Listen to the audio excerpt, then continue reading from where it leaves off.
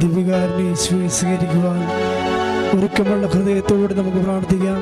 കർത്താവേ, അങ്ങ് രക്ഷകനും നാഥനുമായി എൻ്റെ ജീവിതത്തിലേക്ക് എഴുന്നള്ളി വരണമേ എന്ന് ആഗ്രഹിച്ചുകൊണ്ട് രണ്ട് കരങ്ങളെയും ഉയർത്തി സ്തുതിച്ച് പ്രാർത്ഥിക്കാം. ഹല്ലേലൂയ, ഹല്ലേലൂയ, ഹല്ലേലൂയ. യേശുവേ ആരാധന, ആരാധന. യേശുവേ മഹത്വം, മഹത്വം, കർത്താവേ ഞങ്ങളങ്ങേ സ്തുതിക്കുന്നു. ഹല്ലേലൂയ. ദൈവപുത്ര ഞങ്ങളെ വാഴ്ത്തുന്നു. ഹല്ലേലൂയ, ഹല്ലേലൂയ, ഹല്ലേലൂയ. ദൈവ കുഞ്ഞാടേ ഞങ്ങളെ ആരാധിക്കുന്നു. ഹല്ലേലൂയ, ഹല്ലേലൂയ, ഹല്ലേലൂയ. മഹത്വത്തിന്റെ രാജാവേ ഞങ്ങളങ്ങേ സ്തുതിക്കുന്നു. ഹല്ലേലൂയ, ഹല്ലേലൂയ, ഹല്ലേലൂയ. സ്വർഗീയ രാജാവേ ഞങ്ങളങ്ങേ വാഴ്ത്തുന്നു. ഹല്ലേലൂയ, ഹല്ലേലൂയ, ഹല്ലേലൂയ, ഹല്ലേലൂയ. യേശുവേ ആരാധന, ആരാധന. ഹല്ലേലൂയ, ഹല്ലേലൂയ, ഹല്ലേലൂയ, ഹല്ലേലൂയ. യേശുവേ നന്ദി. ഹല്ലേലൂയ, ഹല്ലേലൂയ, ഹല്ലേലൂയ, ഹല്ലേലൂയ, ഹല്ലേലൂയ, ഹല്ലേലൂയ, ഹല്ലേലൂയ, ഹല്ലേലൂയ.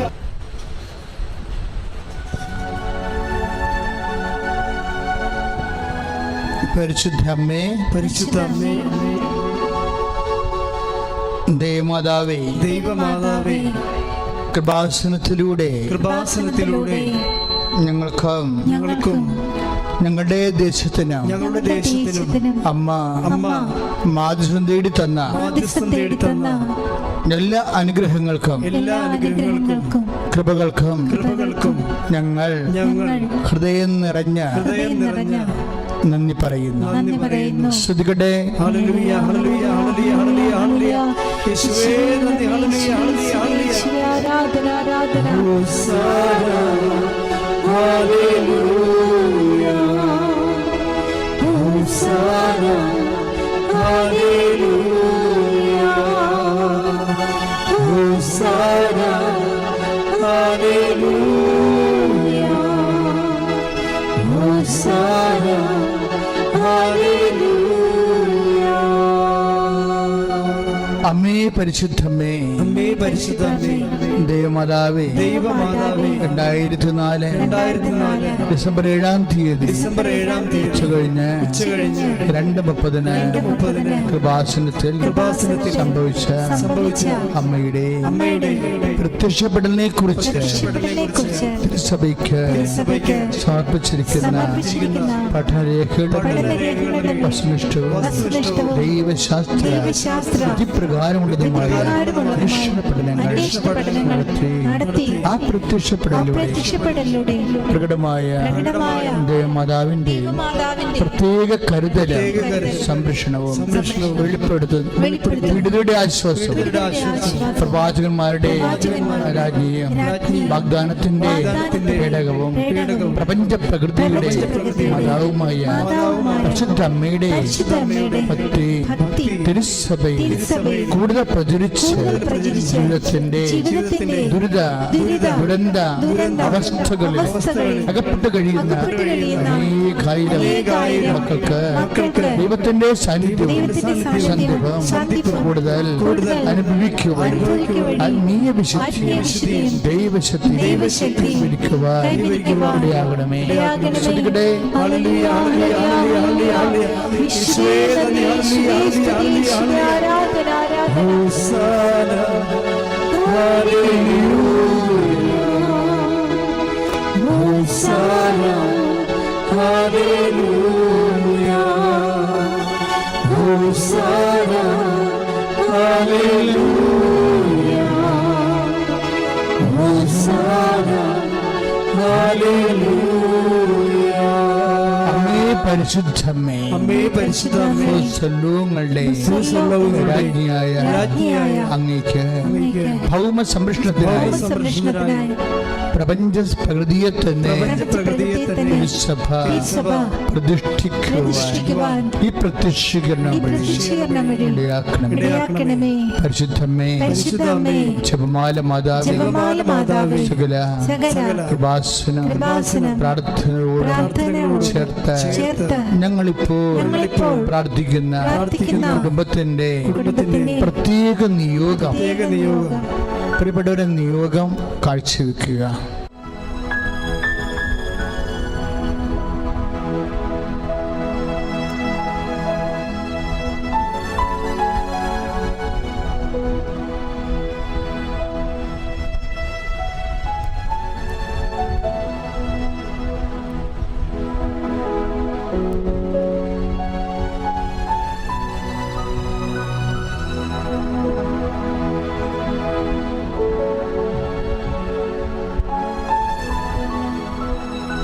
അമ്മയുടെ പ്രത്യക്ഷീകരണത്തിന്റെ ഈ അനുഗ്രഹവേള ഞങ്ങൾക്ക് സാധിച്ചു തരുവാൻ കഴിയണമേ. ശ്രുതികടെ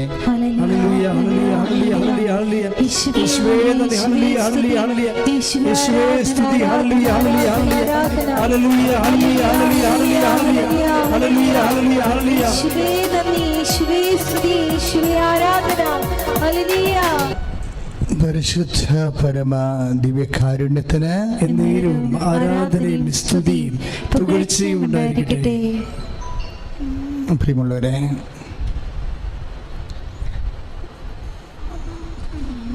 ദൈവദർശനതയിൽ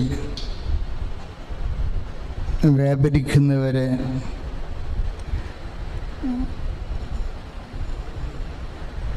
ദൈവാനുഗ്രഹം പ്രാപിക്കാൻ ആവശ്യമായ ചില സമയവും കാലവും ഒക്കെ അറിഞ്ഞിരിക്കുന്നത് നല്ലതായി. അതുകൊണ്ട് തന്നെ അനുഗ്രഹത്തിൻ്റെ കാലങ്ങൾ, അതാണ് നമ്മൾ ആരാധനയിലെ വിഷയമാക്കുന്നത്. അനുഗ്രഹത്തിൻ്റെ കാലങ്ങൾ എപ്പോഴൊക്കെയാണ് ദൈവാനുഗ്രഹം നമുക്ക് ലഭിക്കുന്നത്? ഏത് കാലത്താണ്? എങ്ങനെയാണ്? ഏത് കാലത്താണ് നമുക്ക് ദൈവാനുഗ്രഹം ലഭിക്കുന്നത്? എപ്പോഴാണ് ദൈവാനുഗ്രഹത്തിൻ്റെ ദൂതൻ എവിടെയാണ് പ്രത്യക്ഷപ്പെടുന്നത്? ദൈവാനുഗ്രഹത്തിൻ്റെ ദൂതൻ അനുഗ്രഹത്തിൻ്റെ കാലം വിളംബരം ചെയ്തുകൊണ്ട് എവിടെ എപ്പോൾ പ്രത്യക്ഷപ്പെടുന്നു? നമ്മുടെ ജീവിതത്തിൽ. അതാണ് നമ്മുടെ ശുശ്രൂഷയുടെ സന്ദേശ വിഷയം. സ്തുതികട ഹല്ലേലൂയ. ഹല്ലേലൂയ ഹല്ലേലൂയ ഹല്ലേലൂയ യേശുവേ നന്ദി. ഹല്ലേലൂയ ഹല്ലേലൂയ ഹല്ലേലൂയ യേശുവേ സ്തുതി. ഹല്ലേലൂയ ഹല്ലേലൂയ ഹല്ലേലൂയ യേശുവേ ആരാധന ആരാധന.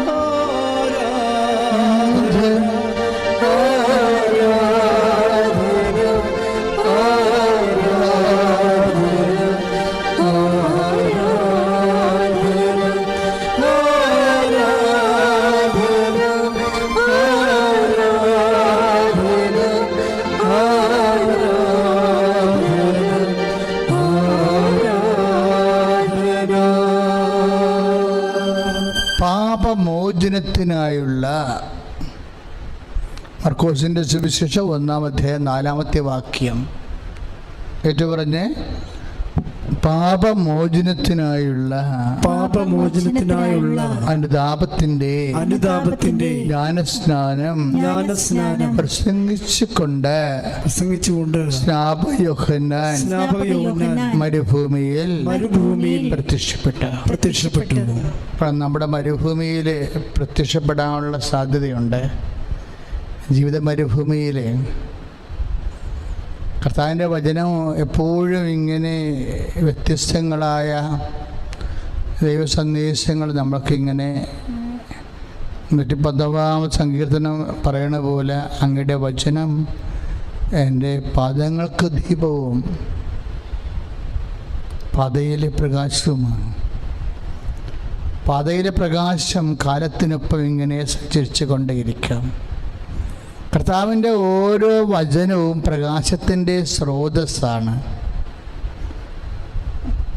അവിടുന്ന് ചുരുൾ നിവർത്തിയപ്പോൾ പ്രകാശം ചുരിഞ്ഞെന്ന് കർത്താവിൻ്റെ വചനത്തിലുണ്ട്. അതുകൊണ്ട് ഓരോ വചനവും, ദൈവത്തിൻ്റെ ഓരോ വചനവും കാലപ്രകാശമാണ്. ചിലപ്പോൾ ഇപ്പം നിങ്ങളുടെ മുമ്പിൽ പ്രകാശിക്കുന്ന വചനം ഏതാണ്?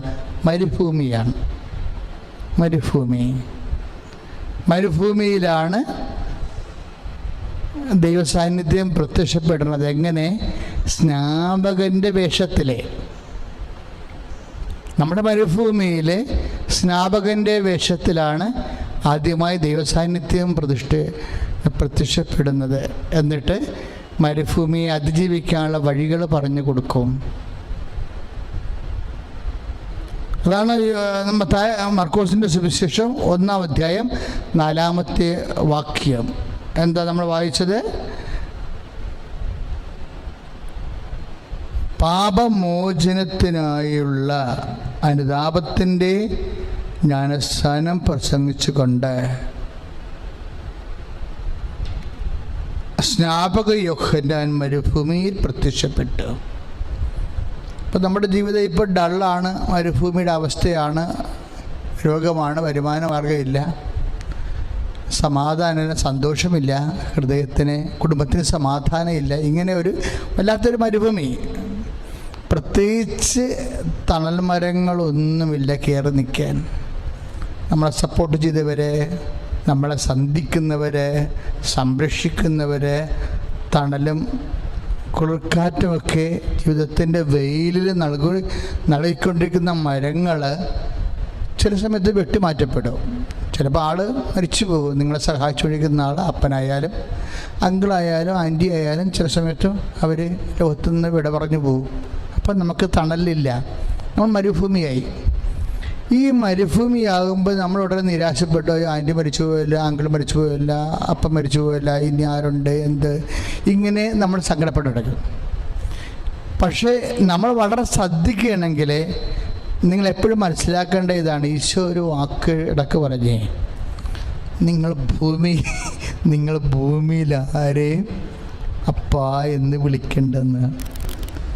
അപ്പനല്ലാത്തതുകൊണ്ടല്ല, അപ്പൻ്റെ സ്ഥാനത്ത് നിങ്ങളെ ആശ്രയം വെക്കേണ്ടത് ദൈവത്തെ മാത്രമാണെന്നാണ്. നിങ്ങൾ ഭൂമിയിൽ, ഏറ്റു പറഞ്ഞ്, നിങ്ങൾ ഭൂമിയിൽ ആരെയും പിതാവെന്ന് വിളിക്കരുത്. അപ്പൻ്റെ സ്ഥാനത്ത്. കാരണം നമ്മുടെ അപ്പന്മാര് ഒക്കെ ഒരു ടൈം കഴിയുമ്പോൾ അവരുടെ സമയം പൂർത്തിയാക്കി അവർക്ക് പിരിഞ്ഞു പോകേണ്ടി വരും. പിന്നെ നിലനിൽക്കുന്നത് എന്താണ്? പിതാവായ ദൈവം മാത്രമേ ഉള്ളൂ. അതുകൊണ്ടാണ് ഈ ഐസേക്ക് വെളിപാട് കൊടുക്കുമ്പോൾ അവൻ നിത്യനായ പിതാവ്, സമാധാന പ്രഭു എന്നൊക്കെ പറയണത്. അവൻ നിത്യനായ പിതാവ്. പിതാവെന്ന് പറയുമ്പോൾ ബൈബിൾ എപ്പോഴും പറയും കാലികമായ പിതാക്കന്മാരുണ്ട് മനുഷ്യർക്ക്, പിന്നെ നിത്യനായ പിതാവുണ്ട്. ഈശോനെക്കുറിച്ച് പറയണത് അവൻ നിത്യനായ പിതാവെന്നാണ്.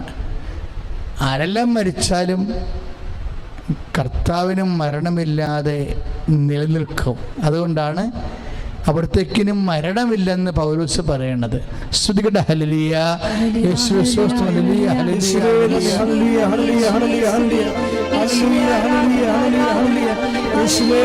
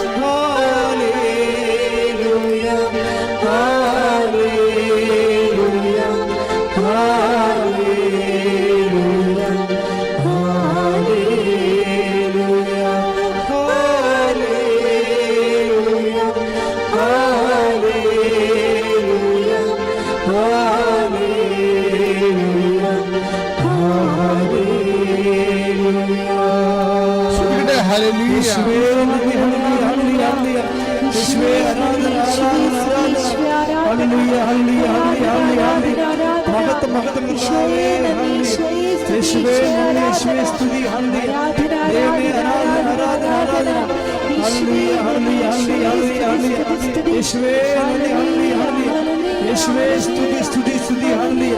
ഹല്ലേലൂയ.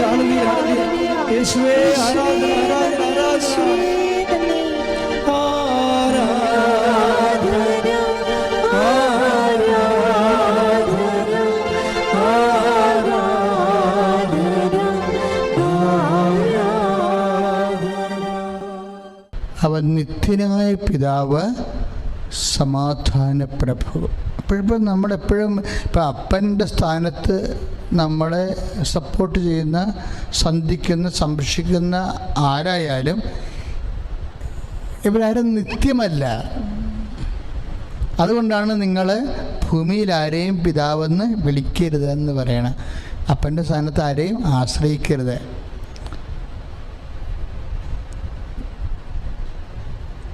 അതുകൊണ്ടാണ് നിത്യനായ പിതാവ്. ഇപ്പം ദൈവത്തിൽ ആശ്രയിക്കാത്തവർക്ക് ശൂന്യത ഉണ്ടാകാൻ സാധ്യതയുണ്ട്. മനുഷ്യന്മാരിങ്ങനെ വിയോഗം പ്രാപിച്ചു കഴിയുമ്പോൾ ഒന്നുമില്ലായ്മയാകും. ഇതിനാണ് മരുഭൂമി എന്ന് പറയണത്. ഇങ്ങനെ നിൻ്റെ ജീവിതത്തിൽ ഒരു മരുഭൂമിയാണ് ഇപ്പോഴെങ്കിൽ ഇതിനെ തരണം ചെയ്യാൻ, ഇത് ദൈവിക പദ്ധതിയുടെ ഭാഗമായിട്ടാണ് മരുഭൂമി വരേണ്ടത്, അല്ലാതെ ശാപമായിട്ടൊന്നുമില്ല. ഭാഗമായിട്ട് പദ്ധതിയുടെ ഭാഗമായിട്ടാണ്. അതുകൊണ്ടാണ് നമ്മൾ മർക്കോസ് 1:4 മരുഭൂമിയിൽ പ്രത്യക്ഷപ്പെടുന്നത് ആരാണ്? അനുതാപത്തിൻ്റെ ജ്ഞാനസ്ഥാനം പ്രസംഗിച്ചുകൊണ്ട് യോഹന്നാൻ മരുഭൂമിയിൽ പ്രത്യക്ഷപ്പെട്ടു. അനുതാപത്തിൻ്റെ ഇപ്പം മരുഭൂമിയിൽ നമുക്ക് ചെയ്യാവുന്ന ഏറ്റവും വലിയ കാര്യം എന്താണ്? അനുതാപമാണ്. മരുഭൂമിയെ അതിജീവിക്കാനുള്ള ഇപ്പം ഒരു തണലില്ലാത്ത അവസ്ഥ. പക്ഷെ എന്താ പ്രശ്നം വെച്ച് കഴിഞ്ഞാൽ ഇങ്ങനെയുള്ളൊരു കാലം ആർക്കും ഒഴിവാക്കാൻ പറ്റത്തില്ലെന്ന് മനസ്സിലായില്ലേ? ആർക്കും ഒഴിവാക്കാൻ പറ്റത്തില്ല ഏതെങ്കിലും ഒരു മരുഭൂമിക്കാലം. പക്ഷേ ഈ കാലം വരുമ്പോൾ നമുക്ക് ചെയ്യാവുള്ളത് എന്താണ്? മരുഭൂമിയിൽ എപ്പോഴും വരണത് ആരാണ്? അനുദപിക്കാൻ. നീ ദൈവപൈതലാണെങ്കിൽ നിനക്ക് ചെയ്യാവുന്ന ഏറ്റവും വലിയ കാര്യം എന്താണ്? അനുദപിക്കുക. അതാണ് അനുതാപത്തിൻ്റെ ജ്ഞാനസ്ഥാനം പ്രസംഗിച്ചുകൊണ്ട് വിശുദ്ധ യോഹന്നാൻ, സ്നാപക യോഹന്നാൻ മരുഭൂമിയിൽ പ്രത്യക്ഷപ്പെട്ടു. അനുതാപത്തോടുകൂടി, അനുതാപം എന്ന് പറയുമ്പോൾ നമുക്കറിയാവില്ല, ചുമ്മാ നമ്മൾ പാപത്തെക്കുറിച്ചുള്ള ഒരു ദുഃഖവും സങ്കടവും അല്ല ഉദ്ദേശിക്കുന്നത്. അനുതാപത്തിന് എപ്പോഴും അനുതാപത്തിൻ്റെ പ്രവർത്തികളുണ്ട്. ശ്രുതികട ഹല്ലേലൂയ, യേശുവേ സ്തോത്രം, ഹല്ലേലൂയ, യേശുവേ നന്ദി, ഹല്ലേലൂയ, ഹല്ലേലൂയ, ഹല്ലേലൂയ, യേശുവേ സ്തുതി, ഹല്ലേലൂയ, ഹല്ലേലൂയ, ഹല്ലേലൂയ, ഹല്ലേലൂയ, യേശുവേ നന്ദി,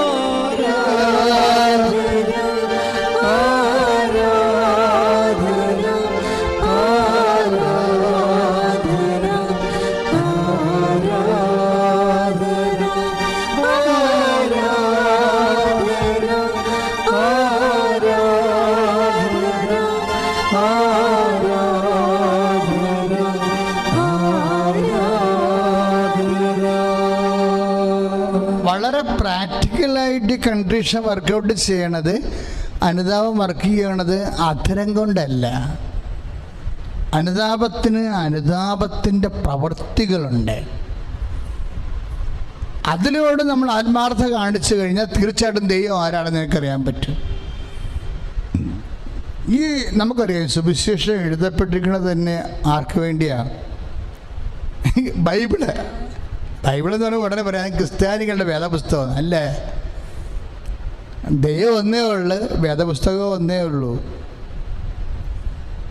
ബൈബിൾ എഴുതപ്പെട്ടിരിക്കുന്ന ആർക്കാണ്? എല്ലാ ജനങ്ങൾക്കും വേണ്ടി എഴുതിയിരിക്കുന്ന വചനമാണ്. അനുദപിക്കാൻ വചനം ആവശ്യപ്പെടുന്ന ആരോടാണ്? ക്രിസ്ത്യൻസിനോടാണ്? അല്ലെങ്കിൽ യഹൂദരോടാണ്? അല്ല, മുസ്ലിംസിനോടും ഹിന്ദുസിനോടും ലോകത്തിലുള്ള പാർസികളോടും എല്ലാവരോടും കൂടിയാണ് ദൈവവചനം ആവശ്യപ്പെടുന്നത്. ഞങ്ങൾ ആരും അങ്ങനെ തെറ്റിദ്ധരിക്കേണ്ട കാര്യമില്ല. കർത്താവിൻ്റെ വചനം മനുഷ്യരാശിക്ക് വേണ്ടി എഴുതിയിരിക്കുന്നതാണ്. അത് എല്ലാവർക്കും വേണ്ടിയാണ്. ഇപ്പം എത്രയോ പേരാണ് ഈ വചന അക്രൈസ്തവർ കേൾക്കുന്നത്. എന്താ അങ്ങനെ പറയാൻ കാരണം വെച്ച് കഴിഞ്ഞാൽ ഈ അനുതാപത്തിൻ്റെ സുവിശേഷ ജ്ഞാനസ്ഥാനത്തിന് വേണ്ടി പ്രഭാഷണം കഴിഞ്ഞപ്പോൾ എന്താണ്? ജനക്കൂട്ടം അവൻ്റെ അടുത്തേക്ക് വന്നതാണ്. അല്ലാതെ യഹൂദർ വന്നതെന്നല്ല പറയണത്. ജനക്കൂട്ടം അവൻ്റെ അടുത്തേക്ക് വന്നു. എന്നിട്ട് ജനക്കൂട്ടം ചോദിച്ചു, ഞങ്ങൾ എന്ത് ചെയ്യണം? അനുതാപത്തിൻ്റെ ജ്ഞാനസ്ഥാനം അങ്ങ് പ്രസംഗിച്ചു, ഞങ്ങൾ എന്താണ് ഇനി ചെയ്യേണ്ടത് എന്ന് പറയുമ്പോൾ ജനക്കൂട്ടത്തോടാണ് ദൈവവചനം പറയണത്. അതിൻ്റെ അകത്ത് അക്രൈസ്തവരുണ്ട്, ആ യഹൂദന്മാരുണ്ട്, എല്ലാവരും ഉണ്ട്. പട്ടാളക്കാർ യോമക്കാരാണ്, തുകക്കാർ അവരും റോമക്കാരാണ്. ഇവരാരും യഹൂദരല്ല. ദാറ്റ് മീൻസ് എൻ്റെ പബ്ലിക്കിനോടാണ് സംസാരിക്കുന്നത് കർത്താവിൻ്റെ വചനം. അതുകൊണ്ട് എന്നെ ശ്രമിക്കുന്ന അക്രൈസ്തവരൊക്കെ ശ്രദ്ധിക്കണം. നിങ്ങൾക്ക് ബൈബിളിലെ അനുഗ്രഹം ക്രിസ്ത്യാനികൾക്ക് വേണ്ടി മാത്രമുള്ളതല്ല, അത് ദൈവത്തിൻ്റെ എല്ലാ മക്കൾക്കും വേണ്ടിയുള്ളതാണ്. ശ്രുതിക്കട്ടെ ഹല്ലേലൂയ. യേശുവേ സ്തോത്രം. ഹല്ലേലൂയ. യേശുവേ നന്ദി. ഹല്ലേലൂയ ഹല്ലേലൂയ ഹല്ലേലൂയ ഹോസാന ഹല്ലേലൂയ ഹോസാന ഹല്ലേലൂയ ഹോസാന ഹല്ലേലൂയ ഹോസാന ഹല്ലേലൂയ. ദൈവതിരുനാമത്തിന് മഹത്വം ഉണ്ടാകട്ടെ. എൻ്റെ പേര് കൃപ മരിയ ജോസ്. ഞാൻ പാലാരൂപതയിലെ രാമപുരം ഇടവകാംഗമാണ്. ഞാൻ MSc മാത്തമാറ്റിക്സ് കഴിഞ്ഞിട്ട് PhD ചെയ്യണമെന്ന് ആഗ്രഹിച്ചിരുന്നു. ഞങ്ങൾ PhD ആസ്പിറൻസിന് 2 നാഷണൽ ലെവൽ എക്സാംസാണുള്ളത്. ഒന്നുകിൽ CSIR നെറ്റ് അല്ലെങ്കിൽ ഗേറ്റ്. ഇതിലേതെങ്കിലും ഒരെണ്ണം ക്വാളിഫൈ ചെയ്താലേ ഞങ്ങൾക്ക് PhDക്ക് അപ്ലൈ ചെയ്യാൻ തന്നെ പറ്റുള്ളൂ. ഞങ്ങൾ MSc പഠിച്ചുകൊണ്ടിരിക്കുമ്പോൾ തന്നെ ഞങ്ങൾക്ക് ഈ 2 പരീക്ഷകളും അറ്റംപ്റ്റ് ചെയ്യാവുന്നതാണ്. അങ്ങനെ ഞാൻ 2 തവണ CSIR നെറ്റ് എഴുതി, 1 തവണ ഗേറ്റും എഴുതി. പക്ഷേ നേരിയ മാർക്കിൻ്റെ കുറവിൽ ഈ 3 തവണയും എനിക്ക് ക്വാളിഫൈ ചെയ്യാൻ സാധിച്ചില്ല. 1/4 മാർക്കിൻ്റെ കുറവിനും 2 മാർക്കിൻ്റെ കുറവിനും ഒക്കെ ആയിട്ട് ഞാൻ 3 തവണയും ഡിസ്ക്വാളിഫൈഡായി. അങ്ങനെ ഞാൻ നിരാശപ്പെട്ടിരിക്കുന്ന സമയത്ത് എൻ്റെ അമ്മ എന്നോട് കൃപാസനത്തിലെ ലൈറ്റ് എ കാൻഡിൽ പ്രെയർ റിക്വസ്റ്റിനെ കുറിച്ചും ഓൺലൈൻ ഉടമ്പടിയെക്കുറിച്ചും പറഞ്ഞു. അമ്മ പറഞ്ഞു, ഉടമ്പടിയാണെങ്കിൽ 6 ഇൻറ്റൻഷൻസ് വയ്ക്കാം, പക്ഷേ 6 കണ്ടീഷൻസും പാലിക്കണം. ലൈറ്റ് എ കാൻഡിൽ സിംഗിൾ ഇൻറ്റൻഷന് വേണ്ടിയാണ്. അപ്പം നീ ലൈറ്റ് എ കാൻഡിൽ ചെയ്തിട്ട് എക്സാമിന് പോയാൽ മതി, ഉറപ്പായിട്ടും ക്വാളിഫൈ ചെയ്യുമെന്ന് എൻ്റെ അമ്മ പറഞ്ഞു. അപ്പം ഞാനിങ്ങനെ എക്സാം ആകട്ടെ, അപ്പം നമുക്ക് ചെയ്യാമെന്ന് പറഞ്ഞുകൊണ്ടിരുന്നു. ഞങ്ങൾ 3 പേരും, ഞാനും എൻ്റെ പേരൻസും എല്ലാ ദിവസവും പരിശുദ്ധ കുർബാന സ്വീകരിക്കുന്നവരാണ്. 2021 ഡിസംബർ 7-ാം തീയതി ഞങ്ങളുടെ ഇടവക പള്ളിയിലെ കുർബാനയിൽ സംബന്ധിച്ചിട്ട് വന്ന ഞാൻ പെട്ടെന്ന് എന്തോ ഒരു ഉൾപ്രേരണയാൽ ഞാൻ പറഞ്ഞു, ഞാൻ ഓൺലൈൻ ഉടമ്പടി തന്നെ എടുക്കാൻ പോവുകയാണെന്ന് പറഞ്ഞു. അങ്ങനെ ഞാൻ 2021 ഡിസംബർ 7-ാം തീയതി ഓൺലൈനായി കൃപാസനത്തിലെ മരിയൻ ഉടമ്പടി എടുത്തു. അതിലെ പ്രത്യക്ഷീകരണ പ്രാർത്ഥന വായിച്ചു നോക്കിയപ്പോഴാണ് എനിക്ക് മനസ്സിലായത് ഡിസംബർ 7-ാം തീയതിയാണ് മാതാവ് ഇവിടെ പ്രത്യക്ഷപ്പെട്ടതെന്ന്. അപ്പോൾ എനിക്കൊരു സന്തോഷമൊക്കെ തോന്നി. പിന്നീട് ഞാൻ കൃപാസനത്തിലെ ഉടമ്പടി ധ്യാനങ്ങളും സാക്ഷ്യങ്ങളുമൊക്കെ യൂട്യൂബിലൂടെ കാണാൻ തുടങ്ങി. അതിൽ നിന്നാണ് ഞാൻ ഉടമ്പടി കാശുരൂപത്തെക്കുറിച്ചും ഉടമ്പടി തൈലത്തെക്കുറിച്ചും ഒക്കെ മനസ്സിലാക്കുന്നത്. അപ്പോൾ എനിക്ക് തോന്നി ഇവിടെ നേരിട്ട് വരണമെന്ന് തോന്നി. അങ്ങനെ ഞങ്ങൾ കുടുംബസമേതം 2022 ജനുവരി 27-ാം തീയതി ഇവിടെ വന്നു. ഞാൻ ഉടമ്പടി എടുത്തു. അപ്പോൾ മുകളിൽ കൗൺസിലിങ്ങിനുണ്ടായിരുന്ന ഒരു ബ്രദറും അന്ന് ഇവിടെ മാനേജറായിരുന്ന സണ്ണി ചേട്ടനുമൊക്കെ എന്നോട് പറഞ്ഞു, എന്താ മോളുടെ പേരെന്ന് ചോദിച്ചു. ഞാൻ പറഞ്ഞു കൃപ മരിയ. അപ്പോൾ അവർ പറഞ്ഞു, അമ്മയുടെ പേര് തന്നെയാണല്ലോ, പിന്നെന്ത് വേണം, ഉറപ്പായിട്ടും PhDക്ക് അഡ്മിഷൻ കിട്ടും, അമ്മയോട് നന്ദി പറയാം, മോൾ ഇവിടെ തന്നെ വരുമെന്ന് പറഞ്ഞു. അപ്പോഴും എനിക്ക് ആശ്വാസമായി. അങ്ങനെ ഫെബ്രുവരി 5-ാം തീയതി ആയിരുന്നു ഗേറ്റ് എക്സാം. ഞാൻ എക്സാമിന് പോയി. ഉടമ്പടി കാശുരൂപം എൻ്റെ കഴുത്തിലെ കൊന്തയിൽ ധരിച്ചിരുന്നു. ഉടമ്പടി തൈലം കൊണ്ട് എൻ്റെ നെറ്റിയിലും എൻ്റെ കൈകളിലും കുരിശ് വരച്ചിട്ടായിരുന്നു ഞാൻ പോയത്. എക്സാം എനിക്ക് ഡിഫിക്കൽട്ടായിരുന്നു, എങ്കിലും വളരെ അത്ഭുതകരമായിട്ട് നല്ല ഉയർന്ന റാങ്ക് തന്നെ നൽകി അമ്മ എന്നെ അനുഗ്രഹിച്ചു. ഫെബ്രുവരി 16-ാം തീയതി ആയിരുന്നു എൻ്റെ CSIR നെറ്റ് എക്സാം. പാലായിൽ വീടുള്ള എനിക്ക് തിരുവനന്തപുരത്താണ് സെൻറ്റർ കിട്ടിയത്. എനിക്ക് പനി പിടിച്ച് ഞാൻ ഫിസിക്കലി വളരെ വീക്കായിരുന്നു എക്സാമിൻ്റെ സമയത്ത്. എങ്കിലും അമ്മ കൂടെ ഉണ്ടാവും എന്നുള്ള ധൈര്യത്തിൽ ഞാൻ എക്സാമിന് പോയി. ഇതേ കാശുരൂപവും ഉടമ്പടി തൈലവും ഒക്കെ ആയിട്ട് 3 മണിക്കൂറിൻ്റെ കമ്പ്യൂട്ടർ ബേസ്ഡ് ടെസ്റ്റായിരുന്നു. 1.5 മണിക്കൂറായപ്പോഴത്തേക്കും ഞാൻ ക്ഷീണിച്ച് അവശതയായി. പിന്നെ എനിക്ക് ഒന്നും ആൻസർ ചെയ്യാൻ സാധിച്ചില്ല. ഏതാനും ദിവസങ്ങൾ കഴിഞ്ഞ് മാർച്ച് മാസമായപ്പോഴേക്കും സ്കോർ വന്നു. സ്കോർ കാർഡാണ് ആദ്യം വന്നത്. സ്കോർ എനിക്ക് കുറവായിരുന്നു. മുൻ വർഷങ്ങളിലെ കട്ട് ഓഫുമായി കമ്പയർ ചെയ്ത് നോക്കുമ്പം ജനറൽ കാറ്റഗറിയിൽ നെറ്റ് ക്വാളിഫൈ ചെയ്യാനുള്ള സ്കോർ എനിക്കുണ്ടായിരുന്നില്ല. എങ്കിലും മനുഷ്യന് അസാധ്യമായത് ദൈവത്തിന് സാധ്യമാണെന്നുള്ള വചനത്തിൽ വിശ്വസിച്ചുകൊണ്ട് ഞാൻ പ്രാർത്ഥന തുടർന്നുകൊണ്ടിരുന്നു. ദിവസവുമുള്ള വിശുദ്ധ കുർബാനയ്ക്ക് ശേഷം ഞങ്ങളുടെ പള്ളിയിലെ നിത്യാരാധന ചാപ്പലിൽ പോയി ദീർഘസമയം പ്രാർത്ഥിക്കുന്നതും ഒരു പതിവാക്കി. അങ്ങനെ മാർച്ച് 24 CSIR നെറ്റിൻ്റെ റിസൾട്ട് വന്നു. അപ്പോൾ അമ്മ എനിക്ക് തന്നത് നെറ്റ് മാത്രമല്ല, CSIR നെറ്റിൻ്റെ ടോപ്പ് റാങ്കിൽ വരുന്ന ആളുകൾക്ക് മാത്രം ലഭിക്കുന്ന JRF, അതായത് ജൂനിയർ റിസർച്ച് ഫെലോഷിപ്പ് തന്നെ നൽകി അമ്മ അനുഗ്രഹിച്ചു. പിന്നീട് അടുത്ത ഘട്ടം നാഷണൽ ലെവൽ എക്സാംസ് കഴിഞ്ഞു. അടുത്ത ഘട്ടം നമ്മൾ PhD ചെയ്യാൻ ഉദ്ദേശിക്കുന്ന ഇൻസ്റ്റിറ്റ്യൂട്ട്സിലേക്ക് നമ്മൾ സെപ്പറേറ്റ്ലി ആപ്ലിക്കേഷൻസ് വയ്ക്കും. ഇൻസ്റ്റിറ്റ്യൂട്ടിൻ്റെ ഇൻഡിവിജ്വൽ കട്ട് ഓഫ്സ് നമ്മൾ മീറ്റ് ചെയ്യുന്നുണ്ടെങ്കിൽ അവർ നമ്മളെ റിട്ടൺ ടെസ്റ്റിന് വിളിക്കും. റിട്ടൺ ടെസ്റ്റിന് ഒരു 100-200 പേരെയാണ് അവർ സെലക്ട് ചെയ്യുക. ടെസ്റ്റ് ക്വാളിഫൈ ചെയ്യുന്നവരെ ഇൻ്റർവ്യൂവിന് വിളിക്കും. അതൊരു 30-50 പേരെ മാത്രമേ ഇൻ്റർവ്യൂവിന് വിളിക്കുകയുള്ളൂ. മെയ് മാസമായപ്പോഴേക്കും കോൾ ലെറ്റേഴ്സൊക്കെ വരാൻ തുടങ്ങി റിട്ടൺ ടെസ്റ്റിനുള്ളത്. മെയ് 16 ഞാൻ കോൾ ലെറ്റേഴ്സൊക്കെ ആയിട്ട് കൃപാസനത്തിൽ വന്നു. ഇതിനിടയിൽ ഞാൻ ഉടമ്പടി പുതുക്കിയിരുന്നു ഏപ്രിൽ 28. മെയ് 16 ഞാൻ കോൾ ലെറ്റേഴ്സൊക്കെയായി ഇവിടെ വന്ന് ജോസഫ് അച്ഛനെ കണ്ടു. എൻ്റെ കയ്യിലുണ്ടായിരുന്ന എല്ലാ കോൾ ലെറ്റേഴ്സും അച്ഛൻ്റെ കയ്യിൽ കൊടുത്തു. അപ്പം അച്ഛൻ എന്നോട് ചോദിച്ചു, മോൾക്ക് എവിടെ പഠിക്കണമെന്നാണ് ആഗ്രഹമെന്ന് ചോദിച്ചു. ഞാൻ പറഞ്ഞു, എനിക്ക് IIT മദ്രാസാണ് ഇഷ്ടം. അപ്പം അച്ഛൻ ചോദിച്ചു, അതെന്താ?